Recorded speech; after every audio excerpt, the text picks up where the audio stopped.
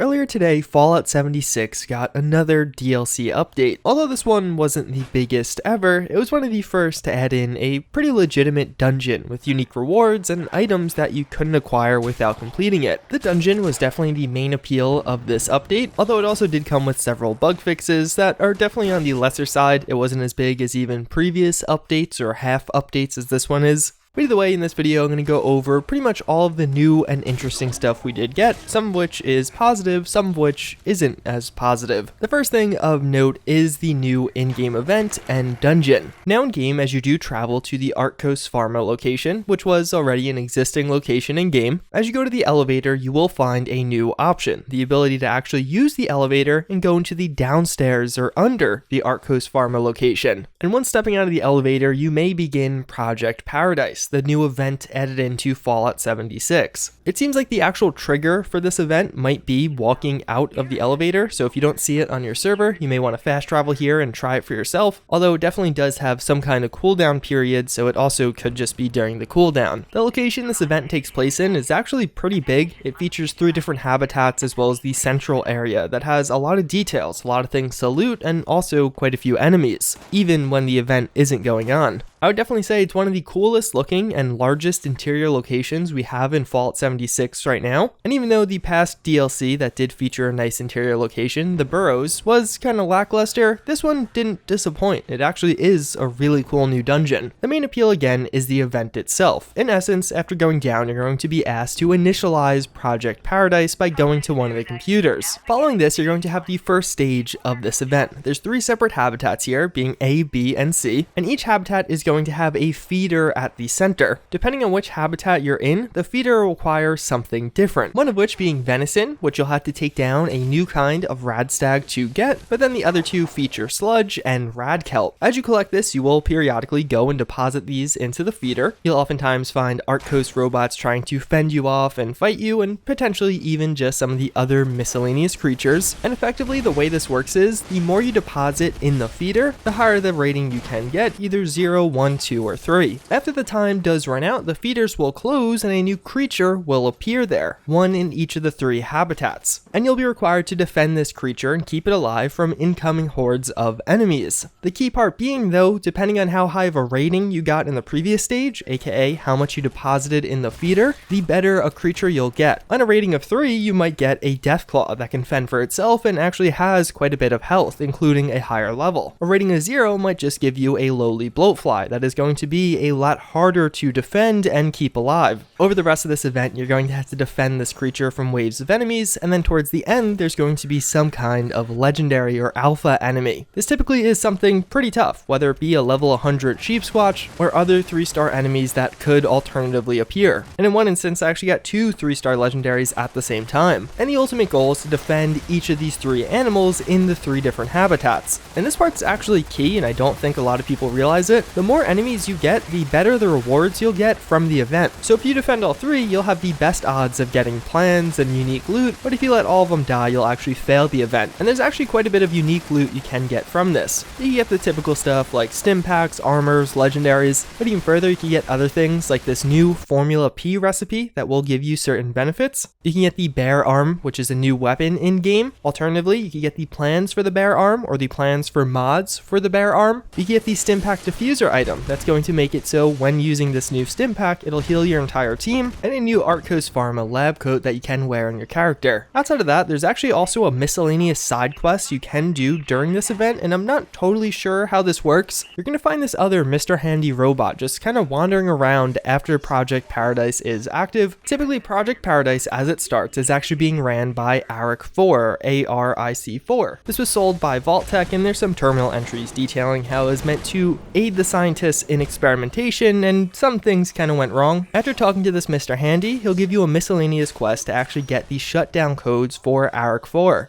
There's a keypadded door that you can gain access to. You can find the numbers for this around in each of the habitats, or just copy the numbers I just put in. There's some additional lore in this room, but also the shutdown code. And then after successfully doing that, it actually makes it so that other Mr. Handy is now the announcer. It's not totally clear what this does outside of just making the other Mr. Handy take over. Everything else about the event seems largely the same, but I've yet to successfully complete the event with him active, so more testing is needed. Outside of that, there is again some basic lore that you can read and find out what happened here. I don't want to spoil anything, although again, there's only a few terminal entries. It's not really a lore-driven quest or anything like that. The heart of this is the dungeon and the gameplay around it, which, speaking of, as far as the actual dungeon goes, I would say it's a pretty big success. It's everything I expected it to be and everything I wanted to be, plus almost a little bit more. It has cool rewards, unique items, and even further, a ton of legendary enemies. The fact that there are just so many enemies around in general makes it so you'll also just randomly stumble upon various kinds of legendary enemies. As well as this event does guarantee you access to a 3-star legendary, if not more than one. I've heard people actually saying this event was too easy and not enough of a challenge, but I think in reality, the reason people are saying that is they're not doing it right. At least right now in game, many of the users aren't actually focusing on the objective, and I feel like a Battlefield player saying that, but in other words, the 6 or 7 times I've cleared through this event now, I have never had all of my creatures stay alive. Meaning I've never got the highest loot table or the most rewards, or really 100%ed this event. Typically, many of the people playing this will just fight off the enemies or try and kill the legendaries without actually trying to fill the feeders or even protecting the animals. And outside of that, if you aren't using ridiculously overpowered gear, it actually is genuinely challenging. You'll find more high-level enemies doing this event than you will pretty much anywhere else. And especially during some of those ending bosses, they can be pretty tough, and I saw several people die to them. I certainly think this could be made harder. I think it could scale up. Like, we had 16 people doing the event at one point. Maybe instead of 1 sheep squatch, you could have 3 or 4. That would certainly make things quite a bit more difficult. Even further, just the world design and dungeon design of this one is pretty cool. It's a pretty wide open space, but has enough kind of nooks and crannies that there's areas to explore or even hide as a good vantage point during this.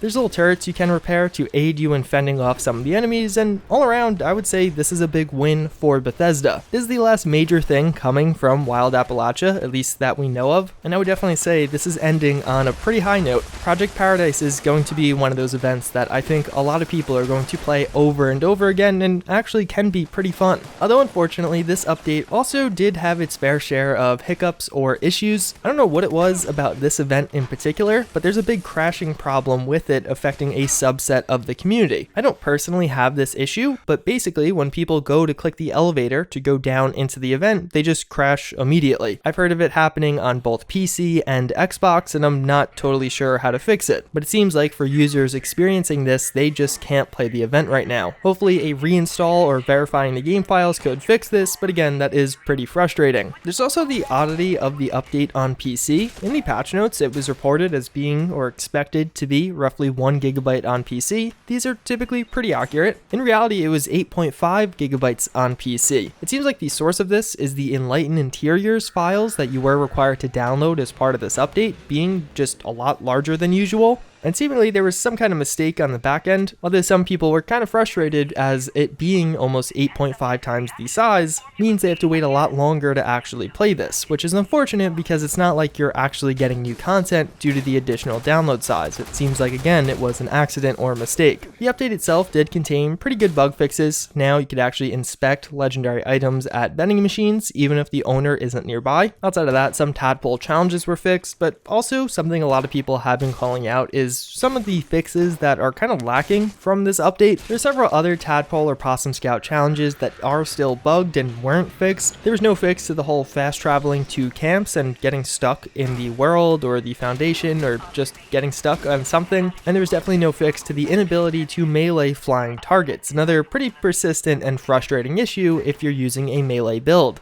And even though none of those are really game breaking, they're kind of frustrating in the sense that we don't actually even know when they'll be fixed, and they've already been around for quite a while. Following this update to the game, we don't know what's next. There actually is no official statement from Bethesda on update 10, which hypothetically would be the next one. This was update 9.5. Maybe we see a bug fix update before the next major DLC, but otherwise we don't know much as far as Nuclear Winter goes, and again, this largely marks the end of Wild Appalachia. One final thing, there are some new additions to the Atomic Shop, several of which are pretty cool. They overall went for an Arcos or medical theme to go along with the new DLC. You get a Plague Doctor mask, which is only available for a limited time. There's some new skins for power armors and other items, some of which are free. I figure I'll mention these because even though I'm sure a good chunk of you don't want to support Bethesda or just don't want to support Fallout 76, due to their, I guess I'll word it as aggressive policies, some of these items will be gone in a week, so if you don't get them now, you'll never be able to get them. Although, all around, I would say this is definitely a successful update to Fallout 76. A good way to end off the first major wave of DLC, and I'm pretty curious and excited to see what we get next. Every Thursday, Bethesda does post their Inside the Vault articles, although I'm skeptical about how much we actually hear. There are a few remnants that we do know are coming. Apparently, camp decorating might be there at some point or another. We definitely know that display cases are on the way, both for power armors and weapons and bobbleheads, so we might hear some about them or concrete release dates. Those refrigerators popped up in the files not too long ago, but I would assume we're not going to hear a ton about the next major DLC because they're probably saving the big and the juicy details for E3. So I'd expect again a lull in the next couple of weeks until E3, which is only 3 weeks away now. Either way though, as always again, I thank you for watching. Hopefully you enjoyed this video, hopefully you found it informative, but with that, I hope to see you all next time. Later.